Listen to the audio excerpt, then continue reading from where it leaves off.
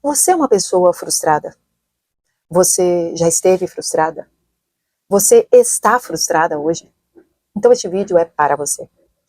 Nós vamos falar um pouquinho de como podemos sair da frustração e viver uma vida plena, uma vida satisfeita, uma vida de paz e alegria. Olá, eu me chamo Mari Garcia e você que ainda não está inscrito aqui no canal, este é o momento que você pode se inscrever, ativa o sininho aqui embaixo para que o YouTube te avise toda vez que eu postar um vídeo novo por aqui. Também já curte, deixa seu comentário, que eu quero te conhecer, saber de onde você é. E também tem o meu segundo canal, Bíblia Falada com Mari Garcia. Você já está lá ouvindo a palavra? Se você não está, eu te convido a seguir este canal também, que é onde eu leio a Bíblia Sagrada e você vai ouvir a Bíblia Sagrada através da minha voz. Também quero fazer um convite para todas as mulheres que estão aí me assistindo. Nós temos toda semana, no Rio de Janeiro, Barra da Tijuca, o encontro Lamparinas Acesas. Eu espero você, mulher, às 18h30. Se você quiser saber o local, me chama lá no Instagram, que eu vou responder para você, tá bom? E para falar sobre este tema, eu quero ler para vocês Lamentações, capítulo 3, versículo 19, que diz: Lembro-me da minha aflição e da minha peregrinação, da amargura e do fel. Lembro-me bem deles, e a minha alma está abatida dentro de mim. No entanto, lembro-me disso e, portanto, tenho esperança. Todos os homens que o Senhor utilizou na Bíblia Sagrada tiveram, em algum momento, uma sensação de frustração, incapacidade de servir a Deus. Aquela sensação de que não tem nada para dar, você não tem nada para dar, você não tem nada, você é ninguém. E então, mesmo assim, quanto mais a graça de Deus foi repousando sobre eles, mais eles iam sendo utilizados, usados por Deus. Porque na fraqueza destes homens e também mulheres, o Senhor trazia a sua força e mostrava que não era pela força do braço deles, e sim pela força de Deus. Na nossa vida é a mesma coisa. Quantas vezes nós batalhamos por conquistar posições, conquistar situações, passar por testes, por provas, nos relacionar com pessoas diferentes e não conseguimos. E então paramos e falamos: Senhor, o que eu estou errando?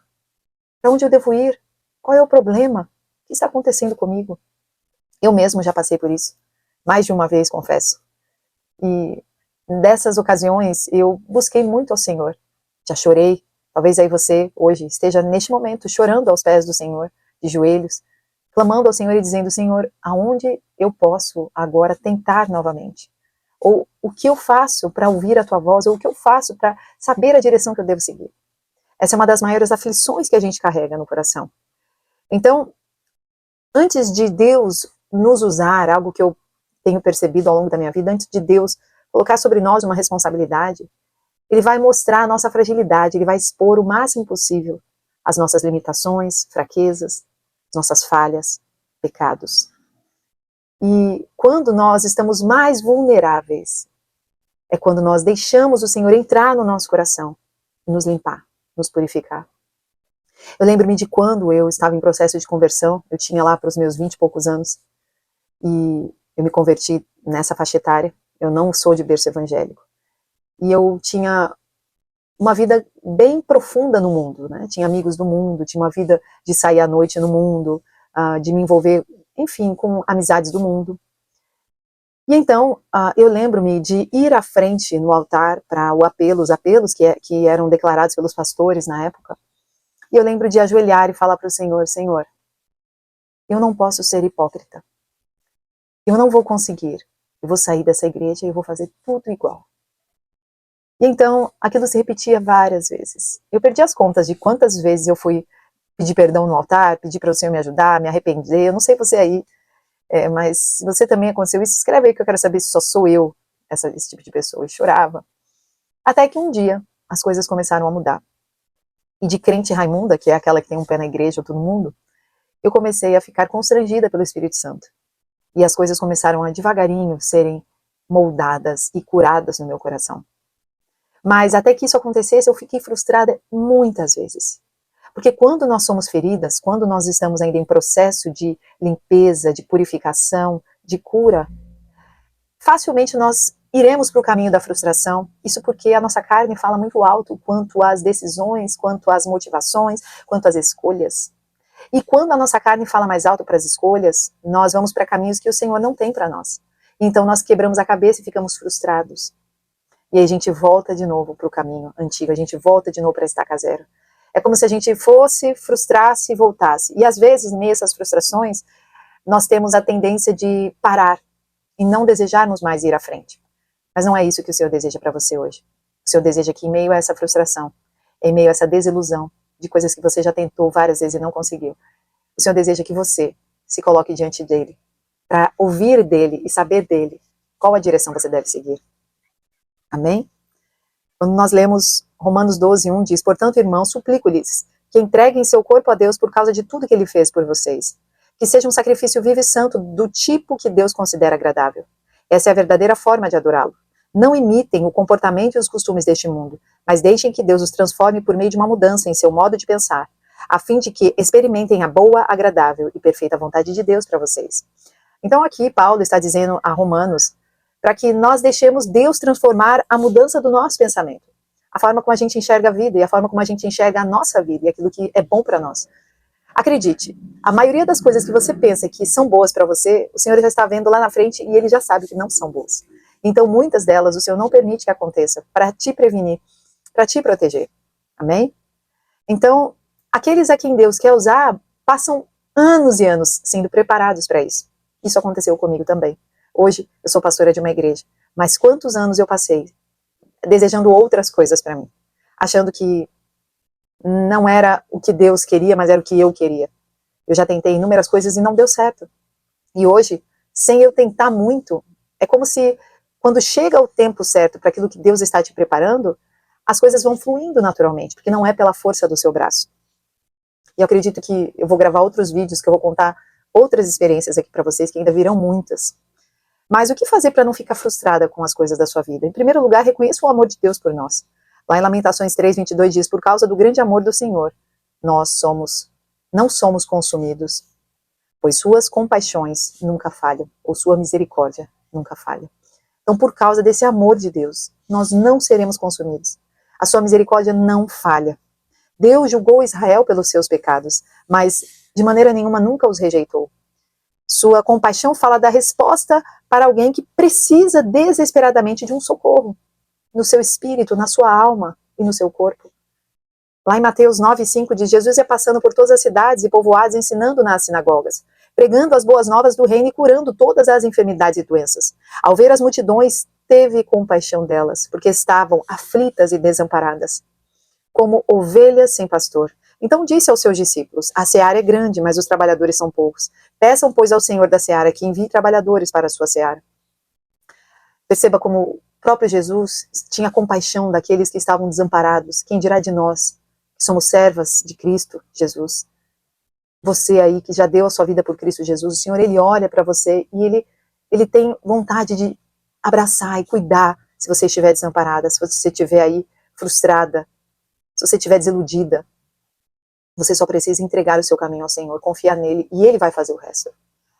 Compaixão fala de não deixar uma ovelha se perder, uma ovelha que sai para o pecado, que sai para o matadouro, como diz lá em Lucas 15:3. Então Jesus disse a parábola: se um homem tiver 100 ovelhas e uma delas se perder, o que acha que ele fará?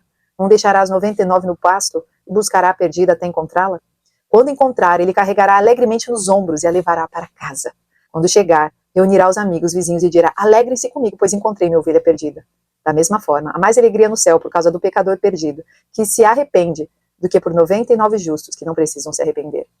Então, se hoje a sua frustração é motivo de você precisar se arrepender dos seus pecados e voltar novamente para o início, voltar novamente para o centro da vontade de Deus, o Senhor está de braços abertos, esperando que você, como essa ovelha perdida, se volte para Ele. Em segundo lugar, todo dia é um dia de recomeço, é um dia de renovação. Então não se frustre todos os dias pela mesma causa. Se você está frustrado hoje por algo, pense: amanhã vai ser melhor. Acorde profetizando coisas boas, declarando que um novo dia se inicia, que você vai conquistar coisas novas. Não perca as esperanças. Lamentações 3:23, eles são novos a cada manhã. Grande é a tua fidelidade. Nosso Deus é um Deus de novidades, é um Deus criativo, e Ele quer trazer novidade para a sua vida. Hoje Ele quer restaurar um novo na sua vida.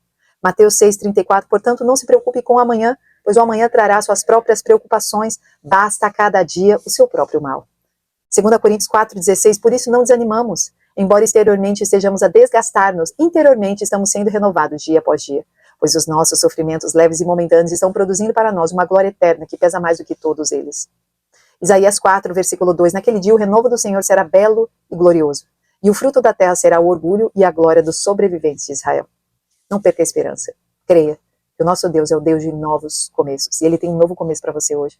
Ele tem um lugar novo para que você inicie os seus novos sonhos. E os sonhos que Ele colocou no seu coração. Em terceiro lugar, a nossa esperança vem do Senhor.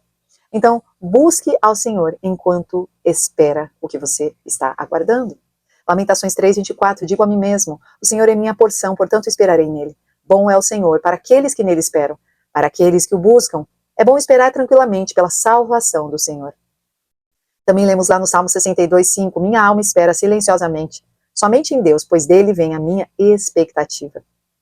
Então, se quisermos aumentar a nossa fé diariamente, precisamos ler a palavra e esperar no Senhor Jesus. Esperar em meio à palavra aquilo que nós lemos. Então eu oro a palavra e eu espero aquilo que eu estou lendo na palavra. Não significa que nós vamos ficar parados esperando sem fazer nada. É como um garçom num restaurante. Enquanto o cliente não entra, ele está atento, pronto para servir.